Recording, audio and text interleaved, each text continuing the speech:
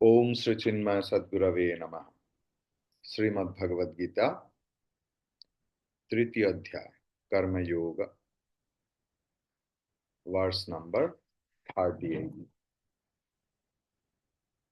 धूमेनाव्रियते वह्निः यथादर्शो मलेन च यथोल्बेनावृतो गर्भः तथा तेनेदमावृतम्। ऐसे अग्नि धूम्र या धुआं के द्वारा आवृत है, ढका हुआ है। जैसे आईना धूल मैला गंदगी से आवृत है, ढका हुआ है, ढक जाता है।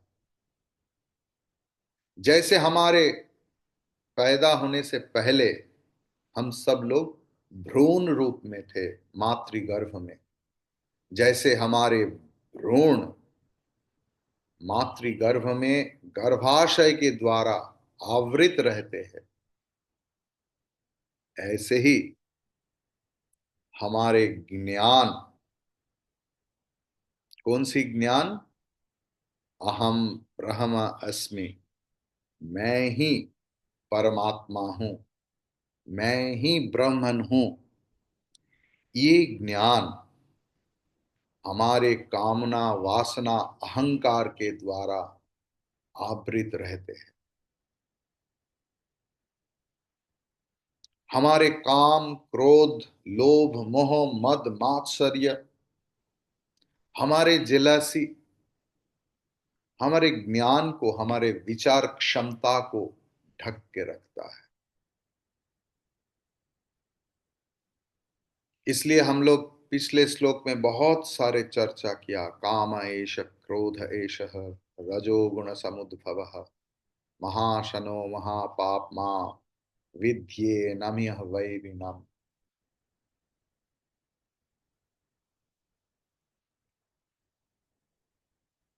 तो तीन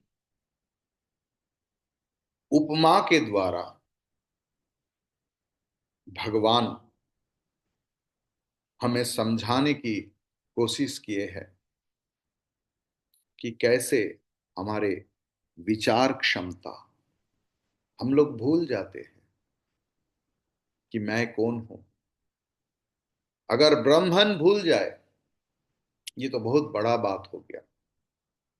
मैं एक साधक हूं, मैं एक साधिका हूं, ये आइडेंटिटी भी भूल जाता हूं, क्योंकि हमारे कामना वासना, हमारे जेलसी के चक्कर में, हमारे सुपर पॉजिटिवनेस के चक्कर में। इसके लिए भगवान तीन दृष्टांत रखे हैं। हां, एक ही चीज के लिए तीन दृष्टांत, शास्त्र में इसको पुनरुक्ति दोष भी बोले हैं, लेकिन भगवत गीता में ये दोष की बात नहीं है। क्योंकि भगवत गीता में एक भी ऐसे श्लोक नहीं है जहां पर अनावश्यक, जहां पर जरूरत नहीं, निरर्थक पुनरुक्ति नहीं है। अगर इसे हम समझने की कोशिश किए कि ये भगवान क्यों बताए हैं, तब हम लोग यत्न पूर्वक इस श्लोक को समझने की कोशिश करूंगा कि तीन उपमा में सूक्ष्म पार्थक्य है, बहुत ही सूक्ष्म, very fragile difference in between three examples. यहां पर डायरेक्ट मीनिंग लेना ठीक नहीं होगा, शब्दार्थ नहीं, व्यापक अर्थ में इनका व्यवहार, इनका मकसद देखना पड़ेगा। जगत में अनित्य वस्तु जो हमारे कोई काम की नहीं, जो हमें सामयिक सुख या दुख देता है, उनके प्रति हमारे अनावश्यक चरम आसक्ति के कारण हमारे विचार क्षमता ढक जाता है।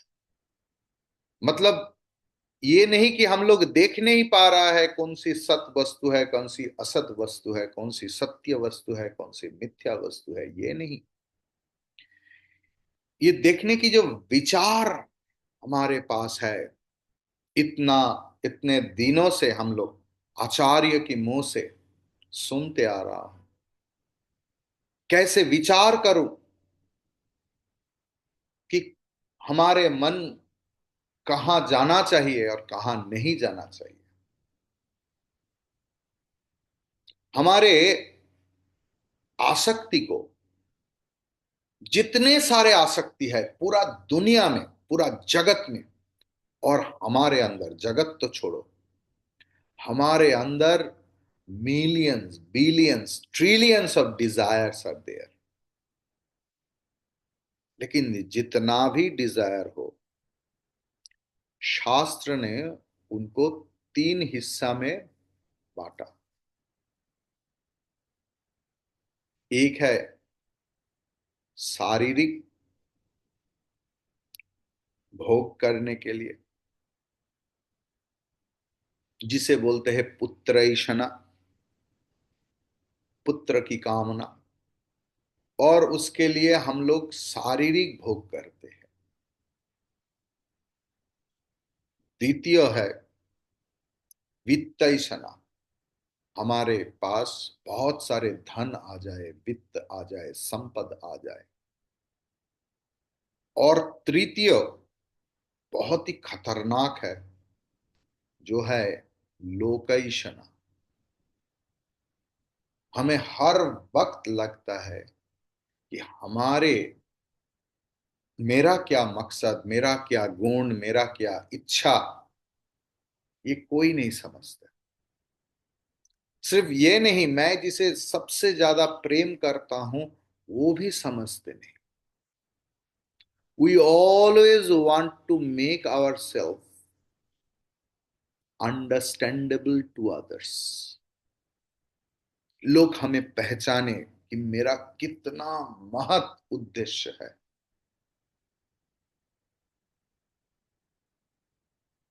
पुत्रैषणा, वित्तैषणा और लोकैषणा, हमारे अंदर जितना लाखों करोड़ों वासना है, ये सारे वासना, ये तीन वासना की अंतर्गत है। लेकिन इसके अलावा भी हमारे अंदर और एक वासना, और एक वासना काम करता है, जो छुपा हुआ रहता है, जो है आत्म विकास की इच्छा, आत्म अनुभव की इच्छा, खुद को जानने की इच्छा, जो जागतिक नहीं, मैंने बोला जागतिक जितना इच्छा है वो तीन हिस्से में बांटा गया, पुत्रैषणा, वित्तैषणा, लोकैषणा।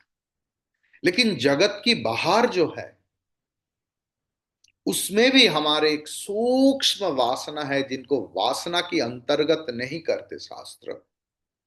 वो है खुद को जानने का इच्छा। मैं कौन हूं, मैं कहां से आया, मैं कहां जाऊंगा, क्यों मेरा जन्म इस परिवार में हुआ, क्यों सब लोग, मेरा दोस्त लोग इतना कुछ कर रहे हैं, मैं क्यों ये कर रहा हूं, कितना लोगों का मेरे उम्र में इतना प्रतिष्ठा आ गया, मेरा क्यों नहीं आया, मैं भी तो बहुत कुछ किए थे,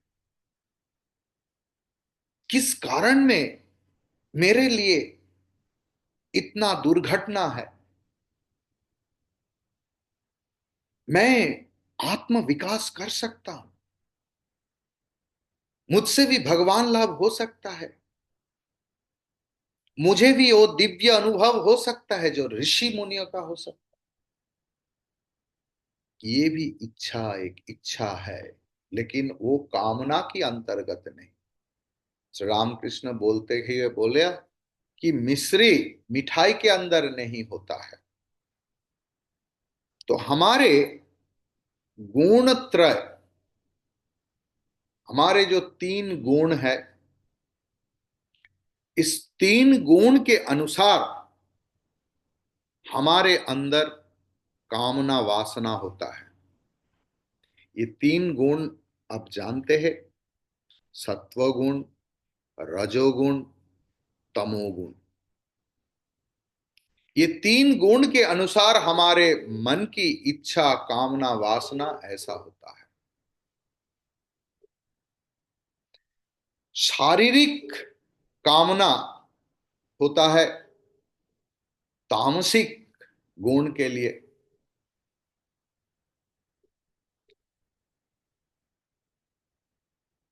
वित्तैषणा होता है रजोगुण की प्राबल्य से, प्राधान्य से, और लोकैषणा होता है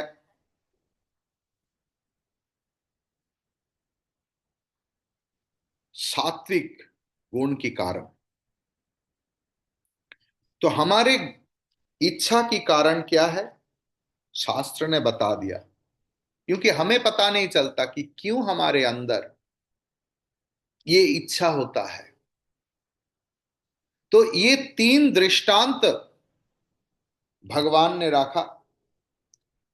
धूमेन आव्रियते वह्निः यथा आदर्शः मलेन च यथोल्बेनावृतो गर्भः। ये तीन उदाहरण, एग्जाम्पल भगवान ने रखा। धुआं के द्वारा अग्नि, अग्नि का जो उज्जवलता है, रोशनी है, वो धुआं के द्वारा इतना परिपूर्ण हो जाते हैं, कभी कभी पार्टली, कभी कभी पूर्ण रूप में अग्नि धुआं से ढक जाता है।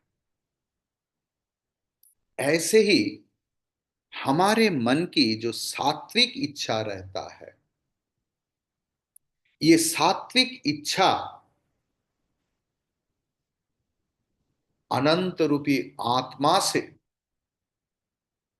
ढक जाता है, आत्मा को ढक देता है। मतलब सात्विक इच्छा भी एक बैरियर है, बाधा है आत्म उपलब्धि के लिए। और एक क्या है, मतलब सात्विक इच्छा के बाहर भी चलना पड़ेगा। तो how my life should be as a witness. जैसे सूर्य देव सब चीज का दृष्टा है। सूर्य की किरण मंदिर के ऊपर भी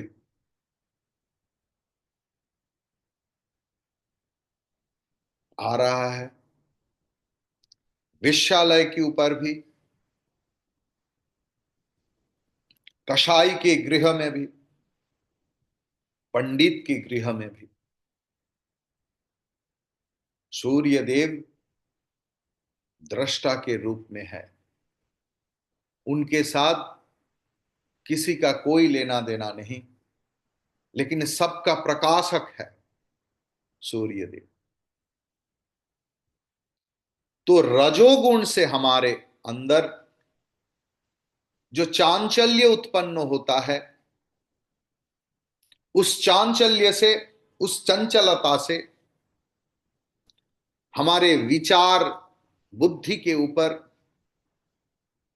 एक आवरण हो जाता है।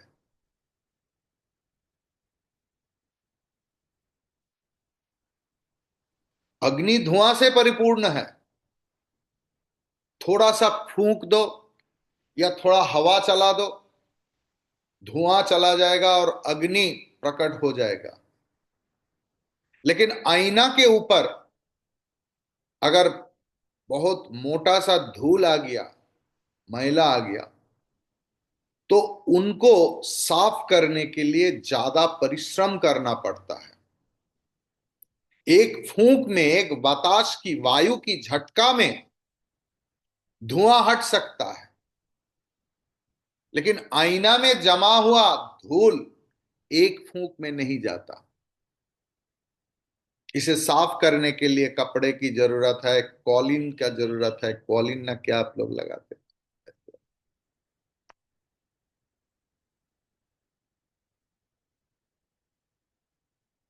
और अब पूरा साफ होने के बाद आईना साफ होता है। और भगवान तीसरी उदाहरण रखा, जैसे गर्भाशय में, मातृ गर्भ में भ्रूण आवृत रहता है। ये किस लिए उदाहरण दिया भगवान ने? ना हमारे तमोगुण के कारण हमारे मन की एक पाशविक स्तर है। जन्मना जायते जंतु, वेद कहते, हम सारे लोग पशु तुल्य है। लेकिन धीरे धीरे धीरे धीरे परिवार से, समाज से हम लोग जो शिक्षा पाते हैं, हमारे अंदर विवेक जागृत होता है। और उस विवेक जागृत होते होते ही हम लोग हमारे पशु भाव से मनुष्य रूप में रूपांतरित होते हैं। और वही मनुष्य और कोशिश करने से इसी जीवन में परम पूज्य हो जाते हैं, देवता पद लाभ करते हैं। लेकिन हमारे तमोगुण से उत्पन्न हुआ हमारे अंदर जो पाशविक कामना वासना है, तमोगुण मतलब इतना सा मोटा संपूर्ण आवरण, जैसे भ्रूण रहते हैं मातृगर्भ में, ऐसा ही गर्भ में शिशु पूरा के पूरा ढका हुआ रहते हैं। जन्म से पहले उनको देखना संभव नहीं। अभी वो अल्ट्रासोनोग्राफी और सारे चीज से हम लोग देख लेते हैं, वो तो दूसरी बात है। उनका बच्चा का नहीं देखता हम लोग, उनका छवि दिखता है। बच्चे को देखने के लिए उनका जन्म होना जरूरी है। Picture of the object and the object both are not the same thing. तो हम लोग अल्ट्रासोनोग्राफी करके मातृ गर्भ में स्थित बच्चे का पिक्चर देख सकते हैं, लेकिन बच्चों को देखने के लिए जन्म होना पड़ेगा। और वो जन्म कैसे होता है ना, मातृ, माँ की गर्भ से वो आवरण भेद करके बच्चा पैदा होता है।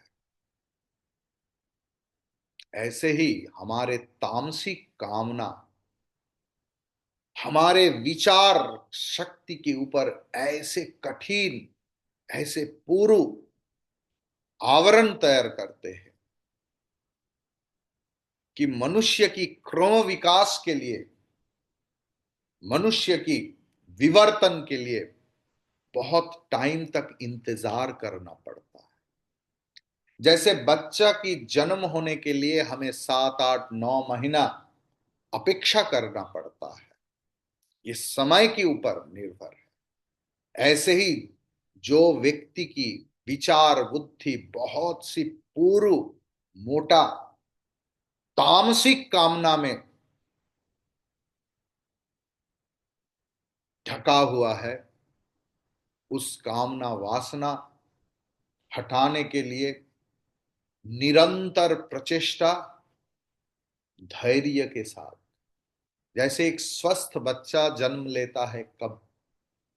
ना, जब माँ बहुत सावधानी से वो 7-8 महीना बिताते हैं, बहुत ही सावधानी से, कि बच्चा को आघात ना लग जाए, धैर्य के साथ।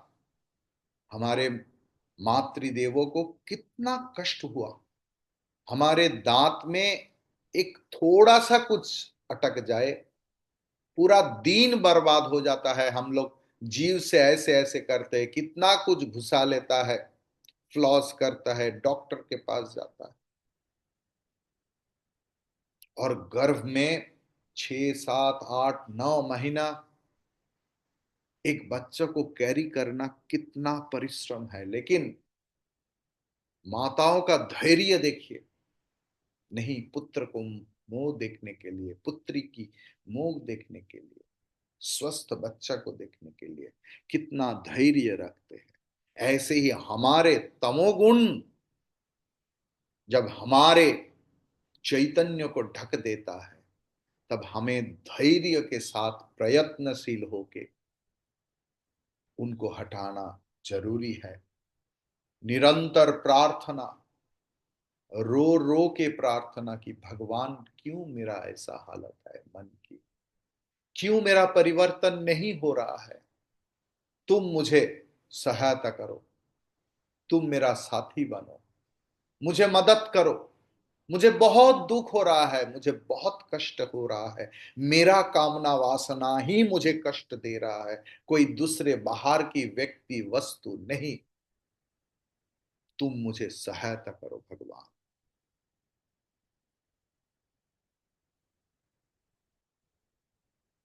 ऐसे ही उदाहरण के साथ भगवान समझाने की कोशिश किया, हमारे आत्मज्ञान कैसे ढक जाते हैं। अभी अन्वय, यथा धूमेन बन्ही मलेन च आदर्शः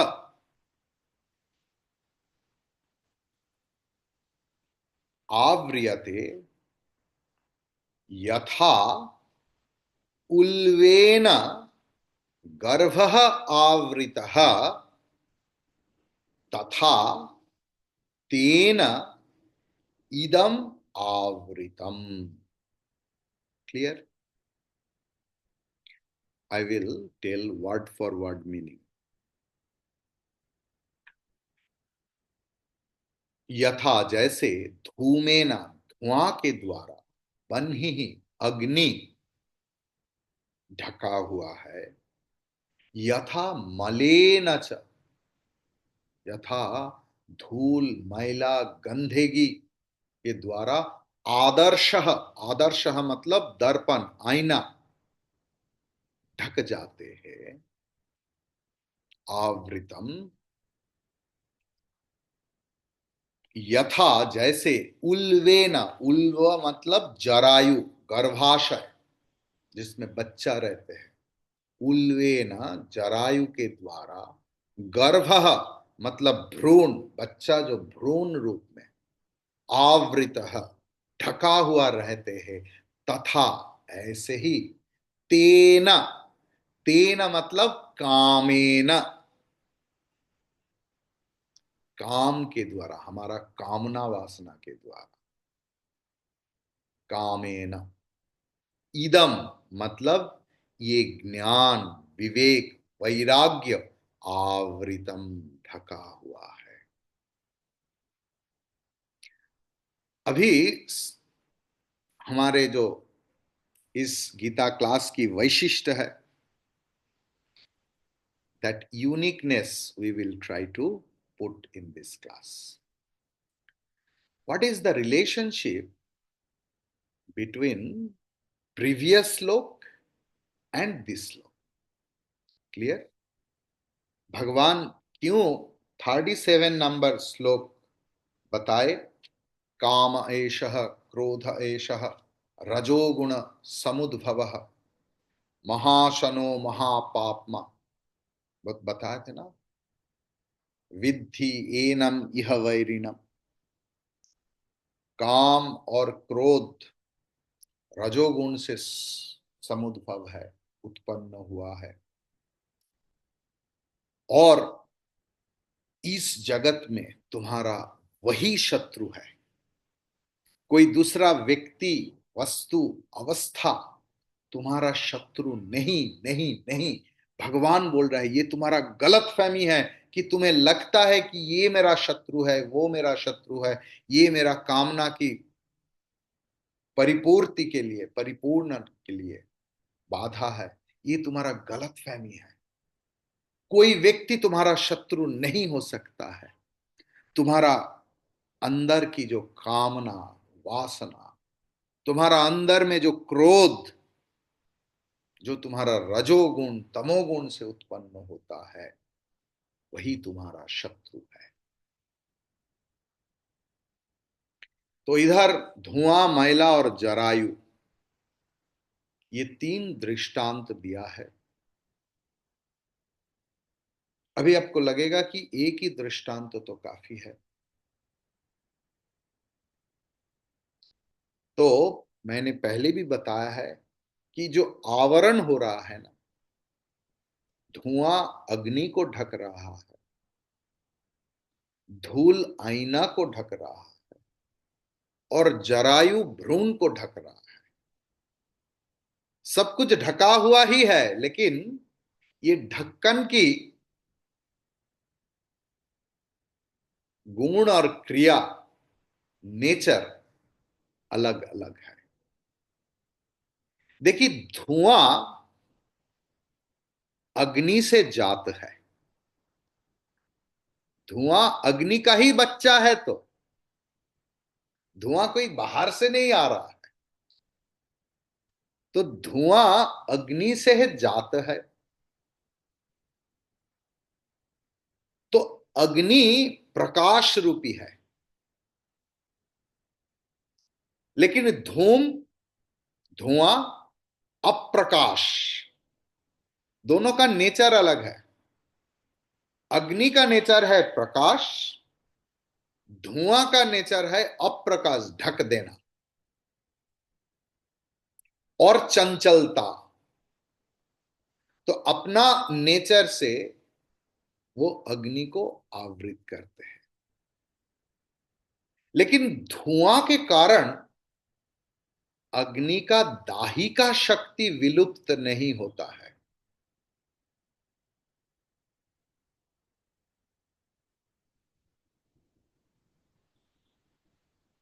ये दाहिका शक्ति को आप विक्षेप दोष के साथ देख सकते हैं, मन की विक्षेप। सो विक्षेप दोष के द्वारा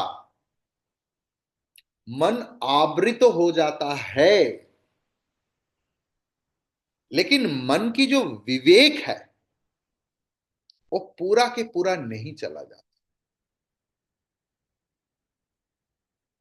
अब देखिए, जो द्वितीय मलिनता दोष, ये धूल मैला, ये आईना की अंश नहीं है, ये बाहर से आते हैं। तो आईना ढक जाता है, और मैं जब आईना के सामने खड़ा होता है तो लगता है कि मेरा मुंह ढक गया।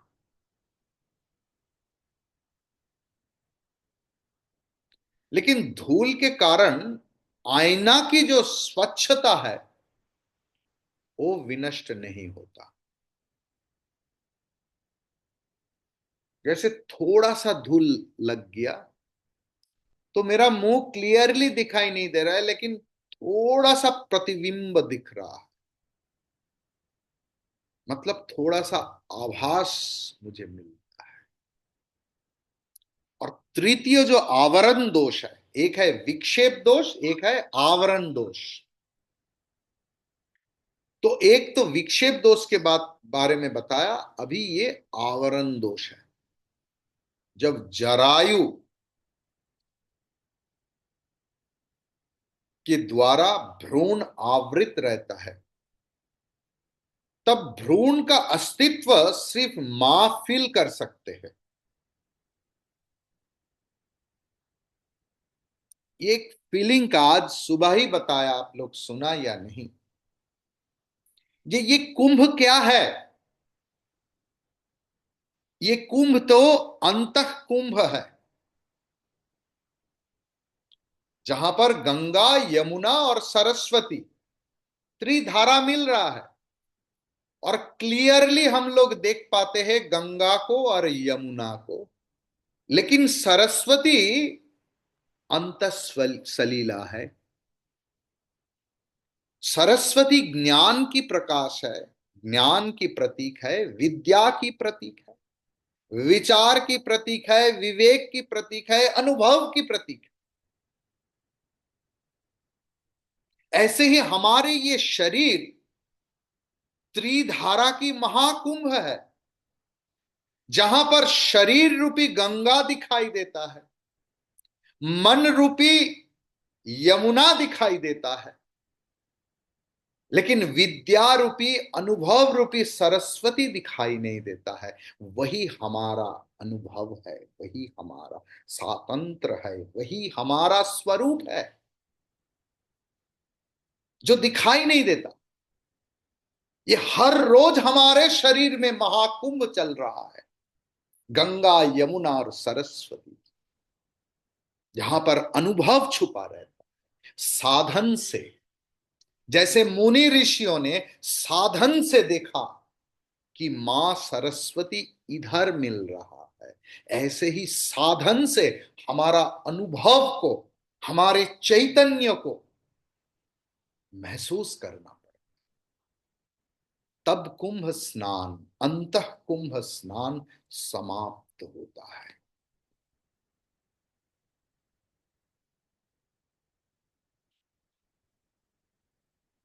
जिनकी गर्भ में बच्चा है, वो मां भी जानते नहीं कि ये बच्चा लड़का है या लड़की है। सिर्फ कुछ है ये महसूस करते हैं। ऐसे ही तमोगुण होता है। सिर्फ प्रकाश नजर आता है कि मैं इतना घटिया सोच रहा हूं, घटिया बोल रहा हूं।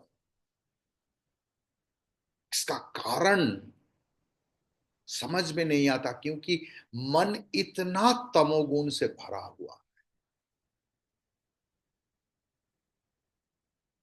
तमोगुण से आवृत होने से क्या होता है ना, आत्मा की सत्ता जो है वो थोड़ा सा अनुभव होता है, लेकिन यथार्थ जो ज्ञान है वो आवृत रहता है।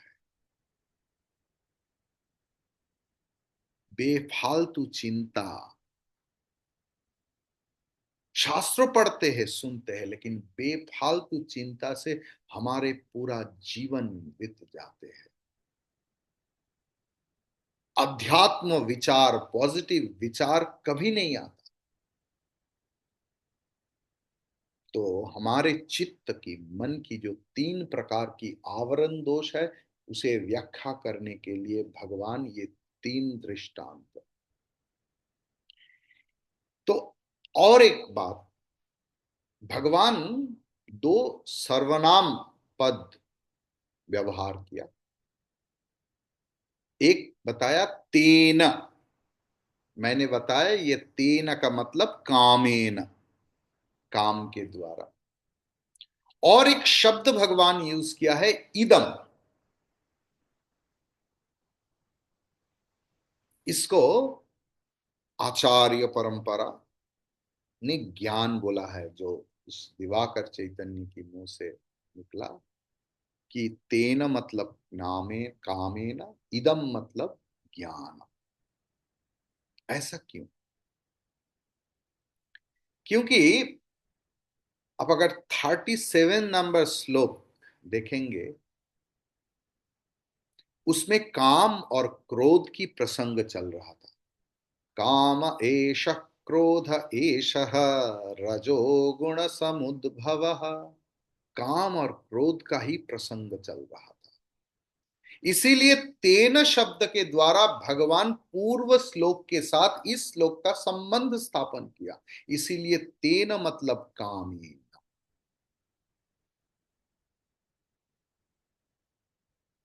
और नेक्स्ट श्लोक 39 में भगवान चालू ही करेंगे श्लोक, आवृतम ज्ञानम एतेन। मतलब काम के द्वारा जो ज्ञान आवृत हुआ है, मतलब ये 38 नंबर श्लोक तेन के द्वारा 37 के साथ संयोग स्थापन किया भगवान ने, और इदम शब्द के द्वारा 39 आने वाला श्लोक को कनेक्ट किया। इसीलिए इदम सर्वनाम की जो अर्थ है, वो इदम ज्ञानम के सिवा और कुछ नहीं हो सकता। यही इस श्लोक का जस्टिफिकेशन है। हरि ओम तत्सत।